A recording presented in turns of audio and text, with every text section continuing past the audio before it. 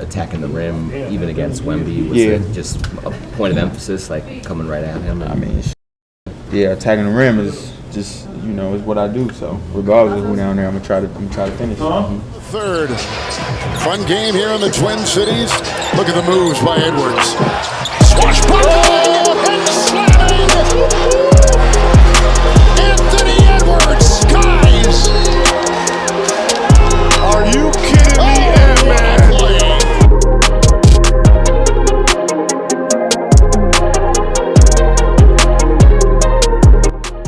Okay, so Timberwolves, similar situation to OKC, like we talked about. They beat OKC in that play-in game. They play the Nuggets in the first round. The Nuggets said that was their hardest series. They're kind of quoted saying that, which is interesting. They play really hard. That was Gobert's first season with them, right? Yes, that was post. And yeah, he changed. I wasn't sold on that trade. I'm not a Gobert fan. Yeah. I was not sold on that. You remember what either. they gave up for him? It was like 5 picks and a bunch of They gave up a lot, dude. They gave up Walker Kessler. That's what I was about to say. Yeah, who was basically kind of like a Gobert. Yeah, but I mean, he's younger. Younger, and I feel like you could make a case. They're developmental. I don't feel like they would have developed him right. Maybe not. Utah was good, but they look good now. That's what matters. Yeah, they look great. And I wrote down some things for this team. So plus and minus for this team. Yeah. The pluses. They have an identity. We know that they're gonna lock up. Starts with Ant, I ain't gonna lie. Yeah, and well, we could talk about that. That's that mentality he got. We could talk about that. That little dog mentality. They're well coached. Obviously, Chris Finch, great coach. They have the talent. The roles are established, right? When you watch them, you can definitely tell everyone knows what their role is on this team. That's very important. Now, the minus for this team, to me, is kind of similar to OKC, except I actually trust OKC more than I trust Minnesota. We could talk about that, but maturity is the one question I have about this team. We saw the struggles of that in that Nuggets run against the Nuggets in that series. They make a lot of boneheaded plays. Yeah, but that's them being young. For sure.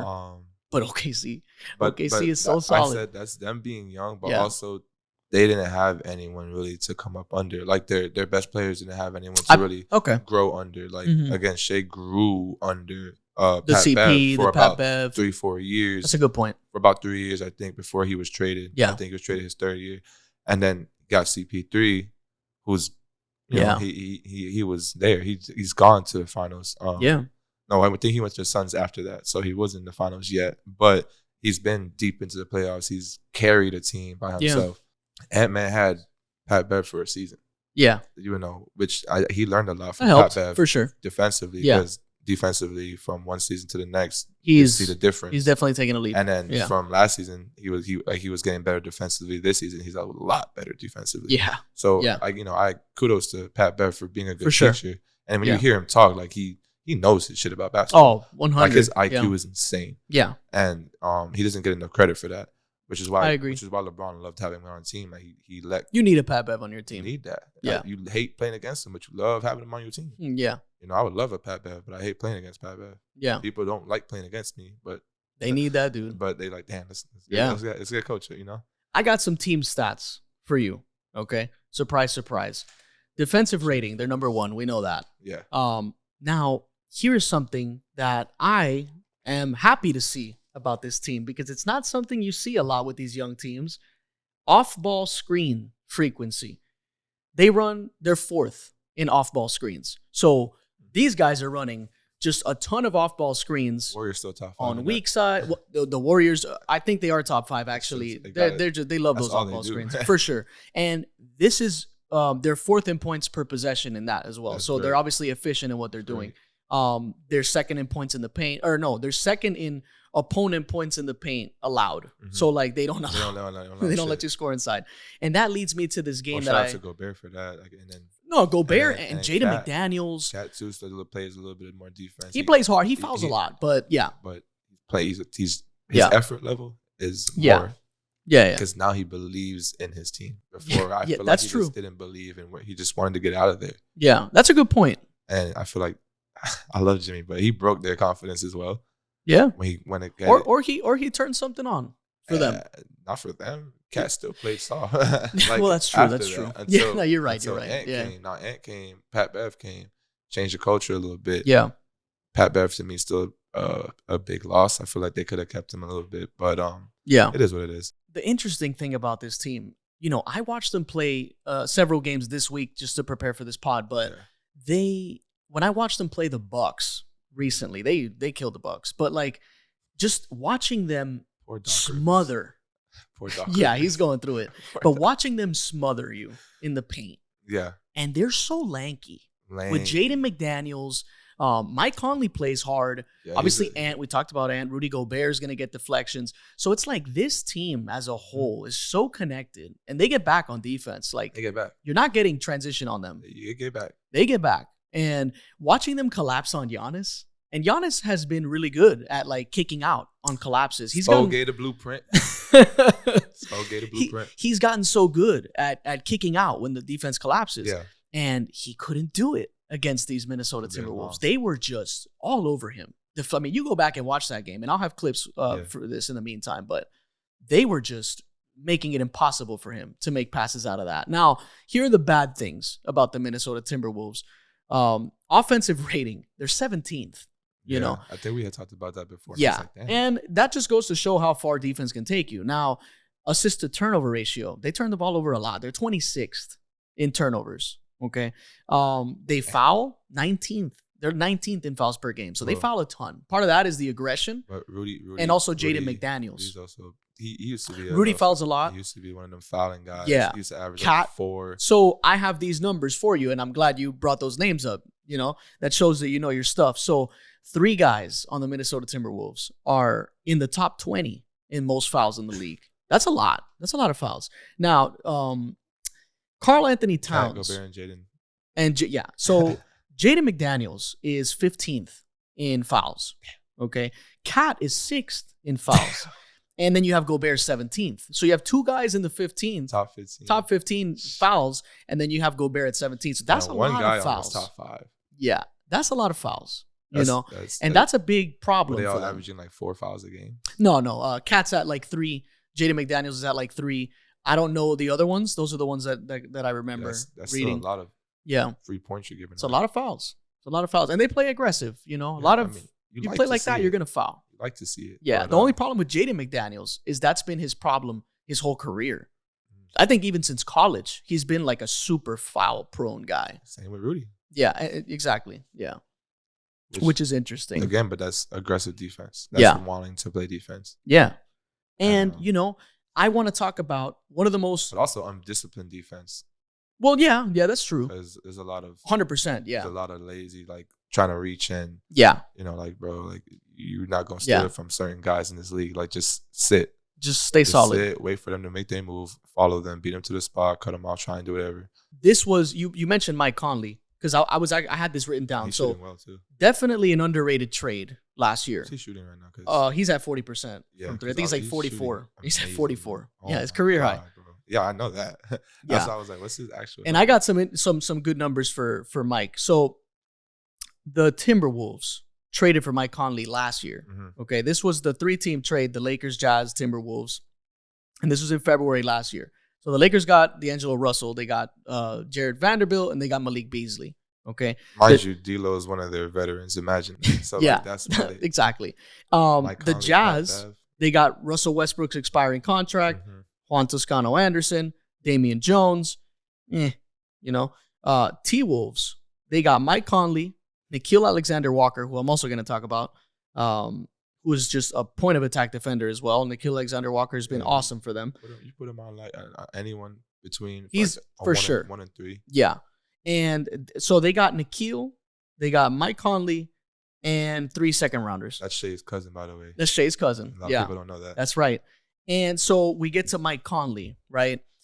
Credit to the Timberwolves for getting Nickeil Alexander-Walker, who's huge for them. Very, very sleeper. Huge for them. He was good on the Pels. Yeah. Yeah, and he is he's cashing on, I think, right corner threes. I think he's like 46% or something on right corner threes, which is awesome. Like my boy, Yeah, and then we look at Mike Conley, where you asked me about the 3-point percentage. We know it's career highs. Insane, 44% from three. Fucking insane, dude. So he leads the Timberwolves in 3-point percentage. He leads them in assists, and he's second in the league in assist to turnover ratio. Yeah. He always been. Yeah, I was about to say, he takes very good care of the ball. So he's just like he's one. He makes a lot of passes, but dude. he also doesn't make very careless passes. He knows yes, I can't make that angle. I'm not even gonna attempt to make that angle, but I can make this angle. Boom. That's a point guard. You know? And him and Rudy Gobert. Yeah. He helps him so much. Like they complement each other so well. They have so much chemistry. Plays with pace. Yeah. The guy that plays at his own pace. You're not gonna speed him up. You're not gonna slow him down. He does what he wants to do. He's gonna get to his spot and he's gonna set his teammates up. He's gonna put his teammates in the right position, and then he's gonna go ahead and possibly lock you down the other end. Yeah. Because he was one of those. He's still solid. Yeah. Yeah. So I said possibly lock you down. Hell yeah. He ain't he can't sit not in like that before. chair the way he used to in Memphis, but you know he'll give you some good minutes defensively. For sure. You know, and yeah, he'll bother some guards. Yeah, 100%. He's also pretty long. Super smart as well. And exactly. Yeah. So he'll play the angles. He knows the tendencies. He's played for a long time. And if you look at a lot of good on ball defenders outside of, you know, like the Kobe's, the Mikes, you know, those guys, like a lot of them are really point guards because they know how to run the floor. They know, okay, what's the best angle for him to beat me at? They just know what's going on. Yeah. And like, they can kind of bait you into certain things. That's why point guards usually lead the league in steals. Yeah. Because they just know. Yeah. You know, like I said, outside of Kobe, Mike, D-Wade, you know, them type of dudes, you know, Kawhi and those.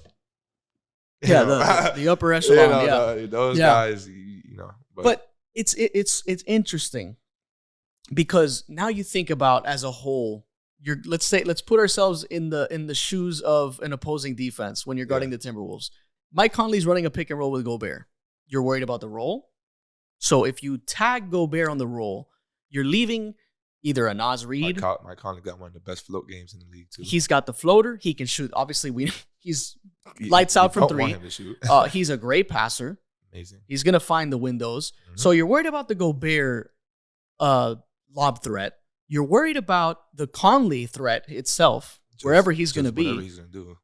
Now they're running off ball actions with Anthony Edwards' weak side type thing. Some dudes might cut baseline, and you have another guy coming up. It's around just the wing, there's so much going corner, on. Coming up to the wing up top, and then if Gobert's not there on that dive, and then you don't have Conley can't hit that floater, he's like, I got my guy right here. Yep. Boom. And, and then okay, you close out here. Here's another guy already coming back door. I got him right here in this corner. And if you tag Gobert, there's a corner three. That's what I'm saying. That guy it's so fun to watch them play basketball. Yeah. They share the ball. And when I say my hope for the Western Conference is them and the Thunder. That'd be interesting. I want to see them go against each other. That would be awesome. As much as I want to see LeBron get another ring because of how well they're playing this season, it would be amazing to see them go from like we said, playing each other into playing and OKC losing. Yeah. To now both of them being 1 and 2 seeds playing in the Western Conference Finals the very next season. That would be an amazing story. It would be amazing for the league. It would be great. It would definitely start to show like the passing of the torch from LeBron, KD, Steph, PG, all them boys now kind of segue. The passing. And it would be amazing to watch. And obviously on the East side, you got JT and JB finally making some noise now. They're 1 seed, which they've been doing for a while. Being 1 and 2 seed at the Celtics, which always have a good coach. They have really good players that believe in each other. But they might do something this year too on the East side. That'd be an interesting conference finals. But me personally, just like as a fanboy, like I want to see them play each other. But personally, like I don't think I would love for LeBron to get out the way. I don't know if that's gonna happen this year. But you know what? We can actually jump into that now. No one talks about LeBron, right? Not in the way he should be talking about. I'm obviously trolling. It's funny. Like for real though, he really isn't talked about the way he should be talked about. Well, and I feel like he's not gonna get that talk until he retires. Yeah, for sure. He's very underappreciated. Very, very underappreciated. I think because he's got his cult following, and he also has his hate following. But it's like the biggest I've ever seen. I've never seen a player receive that much hate since he was 16. Yeah. Like not even a senior in high school, he was receiving hate because he was already being touted as the best player. Yeah. So, he might be the best player ever. And this is like, no, you ain't going to disrespect Kobe and Mike like that. Like, nah, it's like, so he was already being disrespected. And mind you, the Chosen One thing, the King James thing, it wasn't him. It wasn't him. Yeah. It was the media giving him those nicknames. And everyone swears that he came up with them. Bro, no, he's not that type of person. He's not he's really not self-centered like that to the point where he's going to create a nickname like that for himself. He's not that type of dude. Well, he calls himself the King. Because, he's been being called the King since he was 16. What else is he supposed to call himself? I'm going to read you something that I mean, this is... My boy up at... can you read his 3-point percentage first? I don't have it, but I think it's 40, no? No, it was. I wanted you to say it. I think he's at 40%. I just wanted you to say it for the camera. Yeah, I think he's at 40. Because LeBron can't shoot. Yeah, actually, no, I have it right here, 39.5%. So, yeah, he was at 40, though. He was at 42 earlier this season. I remember seeing that. But regardless, he's above 38. Come on now. Yeah, he's shooting really well from three. Now, I do want to read you this, okay? 27.2 points per game, 7.4 assists. Well, wait for this. 27.2 points per game, 7.4 rebounds, 7.2 assists. Okay. 27, 7, and 7. That was his second year in the NBA. Second year. This was 04-05. Okay. Now this year, he's at 24.8, which is that's what I thought. Just 2 points shy. I thought you were reading the first thing. I was like, whoa. But, 7.2 rebounds, 7.8 assists. This is basically identical stuff. Yeah. And this is 2024. He's more efficient. He's doing it more efficiently. Now, I just don't understand. He's another one in the mid-range game that's actually kind of underappreciated. I don't understand how that's possible. To see the stats still hold up. They look exactly the same. And when you watch him play, outside of his head not being above the rim anymore, he's damn near the same. He's still getting chase downs. The way he's scoring, he's really, really picking his spots now. And he's like, he conserves himself. He's playing really smart defense. Yeah. Because he's using his IQ. He's like, damn, I can't. My first step ain't the same. My lateral movement not the same. My explosion isn't the same. Yeah. Obviously I'm. Even when you watch him dunk sometimes. His head is not. It's like, every time he jumped, like even back in Cleveland. It's like straight line to the rim. It's like not. In Cleveland, his head was still at the rim. Yeah. When he got to the Lakers, after that first groin injury and after these other ankle injuries and stuff, like you lose a little bit of, mobility and explosion. So he's using what he knows as a basketball player and as a pass-first point guard, type of player. He's just using his smarts, his IQ to play defense, to play the game, to score. He's worked on his shooting. He hits mid-ranges. Like I said, he's very underrated in the mid-range game. And he's still one of the best finishers of all time.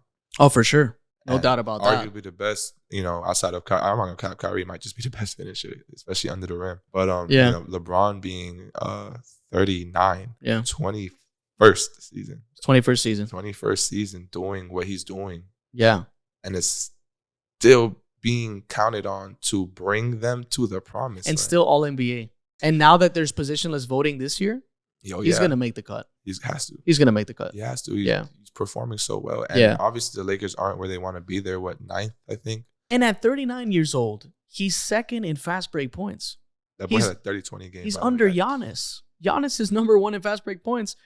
And LeBron's second? LeBron is second. I think LeBron was number 1 last year in fast break points. Bro, that's insanity. Yes. As soon as there's a steal. Him run still? He's still faster he's beating everyone down the court, man. Yeah, it's crazy. It's crazy. It doesn't make sense. He's not. It doesn't make sense. He was built in a lab, and then his mom was a fake pregnancy. That boy was built in a lab. Dude, 25th in minutes per game. He's still for someone his age. And what annoys me about this is 35, 36 minutes a game. It's 34.9, so 35. Yeah. But Darvin Ham at the beginning of this year, I knew it was going to be some bullshit, but he said minutes restriction for LeBron 29 to 30 minutes. Mm-hmm. October 34 minutes per game. November 33. December 35. January 35. February 36.7. So it's like. And I don't blame Darvin Ham because you got to play LeBron. It's just the team is just no good. But isn't that some shit, so no one in their past their 15th season has ever been counted on. Not like and depended on the way that he's been depended on. Yeah. You know? like they're literally still like, this is our guy. We build around him, and he is also our number one option. Because Like, when you're that good at this, he could still arguably be a top 10 player. yeah. You know, because playoff LeBron's his numbers are just gonna go up. Mm-hmm. So I mean, I don't know. I don't think we're ever gonna see something like that again. Alex, appreciate you. Mm-hmm. Thank you for coming on the pod. This was fun. Show the gear that you came in with. Some legacy, Broward legacy basketball. Yep, this is Yeah. We're looking to get some new merch, a little bit new designs. Yeah. You know, this has been the first one that we made when we first started, and I need one as it, well. I need one as well. You don't have one yet? Nah, dude. I have a shirt though, but it's all fucked we now. We'll get you a hoodie, Yeah. bro. We worked got out in plenty of those. We got what size you are in your hoodie? You know what size I am, you motherfucker. Don't ask me what size I am. I'm a small. Okay, do you want this? What you want to hear? I was gonna get you a medium, bro. Like, No, don't give me a medium. Don't give me a medium. I need a small. Okay. All right, guys. All Things Basketball Podcast. I'm your host, Vic Lopez. This is Alex Anderson, yes, a.k.a. Sir. Coach Alex, Coach Hendricks. Coach Alex, Liam Hendricks. Yeah. We'll catch you on the next one.